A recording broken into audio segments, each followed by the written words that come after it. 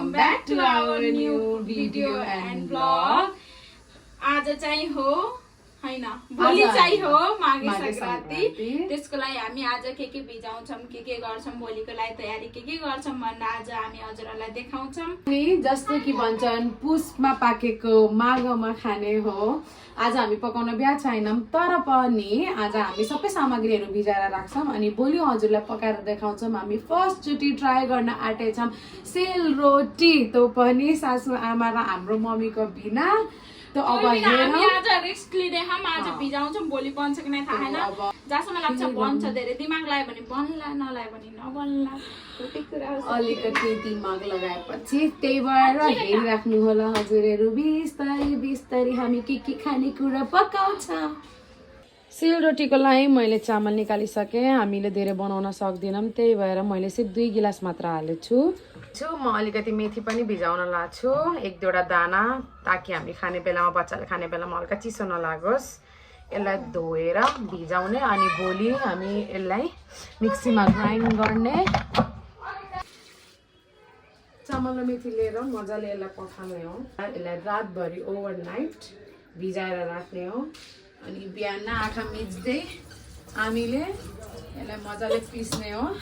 आँखा मिच्दै पछाड पकाइसि कस्तो हुन्छ होला आँखा मिच्दै पछाड पकाइसि कस्तो हुन्छ होला मिठो होला नि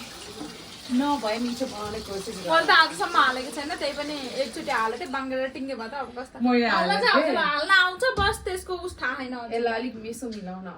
सकेको छ भिजाएर अब हामी मासको दाल कालो दाल लिन जान्छौं किनकि हाम्रो घरमा सकेको छैन मतलब मासको दाल साबित छ नपिसेको छ तर पिसेको चाहियो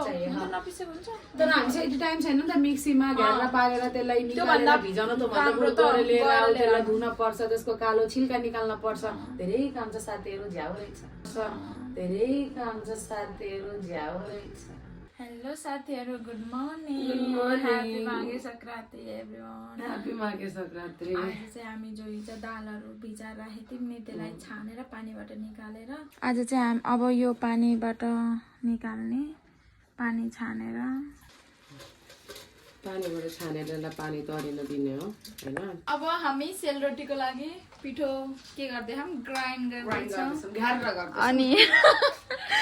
यो चाहिँ तिल भुटिसक्यौं यो सक्खर पग्लिदैछ त्यसको लागि हामी रेडी गर्दैछौं अब हामी कसरी बनाउँछौं हेर्दै गर्नु होला यो पनि भइसक्यो है सायद बस एउटा लास्ट चोटी गर्नु हो अब हामी सुस्त बनाउँछौं बने राम्रो नबने जाने राम्रो बने राम्रो नबने जाने राम्रो अब हाम्रो बन्दैछ बुजाको लड्डु यो तातो सक्खर भयो मैले यसमा हाले म त पहिला हात हाल्दैन मेरो दुईचोटी हात पोलिसक्यो यार पुरै तिमी घिउ लगाउ त हातमा पहिला अब यसमा हल्का घिउ लाउने है हामीले घिउ लगाइसक्यौं घिउ लगाए नि चप्पिसक्यो मेरो यहाँ अनि यहाँदेखि बह अब म यसलाई बिस्तारै पल्लाउँदै मलाई त्यस्तै भने आएछु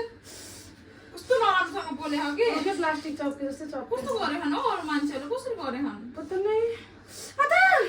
एउटा जस्तो मलाई सक्खर देखाउन हके जस्तो अरूले बनाउँछ नै हाम्रोमा धेरै बुझा भयो जस्तो लाग्दै खायो त्यही भएर मैले त्यतिमै त्यस्तै त होला नि कस्तो कुरुम स्वाद हुन्छ है जस्तो छ त्यस्तै गराउँदै खाऊँ जस्तो हुन्छ त्यस्तै अब त अलि पुग्न खाऊँ तातो हाल्दैछु अब हेरौँ हुन्छ कि नै अलिअलि गर्दै तातो छ के सरी रोटी बन्दैछ ए रोटी अरे सरी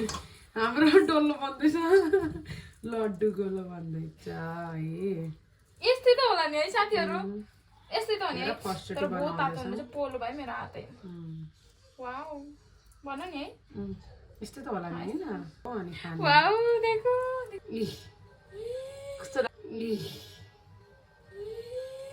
कस्तो हामीले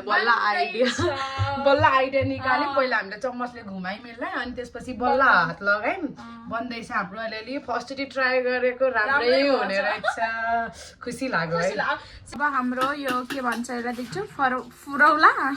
फुरौलाको यो पछि मासको जो दाल हामीले भिजाएर राखेको थियौँ त्यसलाई हामीले मिचेर छानेर अब यसमा मिक्सीमा ग्राइन्ड गर्न हाल्छौँ अनि यो यसमा हामीले हालेको थियौँ अदुवा लसुन खोर्सानी र यो दाल हल्का पानी हाल्ने हो किनभने पानी हालेन भने यो चल्दैन हाम्रो फुरौला रेडी हुँदैछ मैले यसलाई यस्तो गर्दै नेपाली स्टाइल अचारको लागि पनि रेडी भइसकेको छ सबै चिज यहाँ मैले सेतो मटर नपाएर हरियो मटर हालेको छु यो पनि मिठै हुन्छ मैले एकचोटि ट्राई गरेको थिएँ कि हरियो मटर हालेर मिठै भएको थियो त्यही भएर मैले हालिदिएँ यो निम्बु हो अब यो काट्छु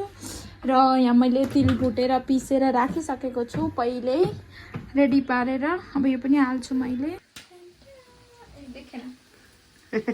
यो मेरो डाइटको सोचेको थिएँ डाइटिङ गर्छु यो हिमानीको रेड बुल यसलाई चाहिएको छ कचारमा चिल्लाइ हाम्रो फुलौरा हुँदैछ सोचेछौँ बच्चाहरू सुते त हामी यसो कोक खाएर ठन्डा दिमाग पारमा हामी काम गरेको गरे चलेको चलै छौँ अब डाइटको खाने एनर्जी लिएर म मेरो सेलरोटीतिर लाग्यो है अरे यार यो ब्याटर अलिकति पातलो हुनुपर्ने तर यस्तो भएछ अब यसलाई म मिलाउँछु फोन गर्छु सासु आमा नै त मम्मीलाई कसैले त केही भन्ला कसै न कसैको हेल्प त चाहिन्छ नि त नजानेपछि यस्तो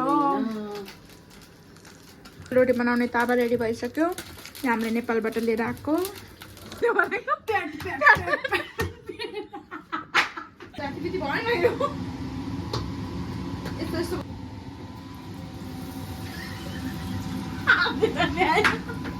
हेर यो मान्छेले आधीमै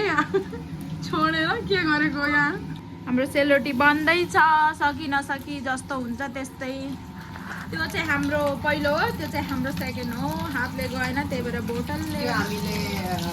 के अरे बोटुकाले डाडुले बनाउने कोसिस गरेको भएन अब हामी बोटुल काटेर गर्न लाग्छौँ है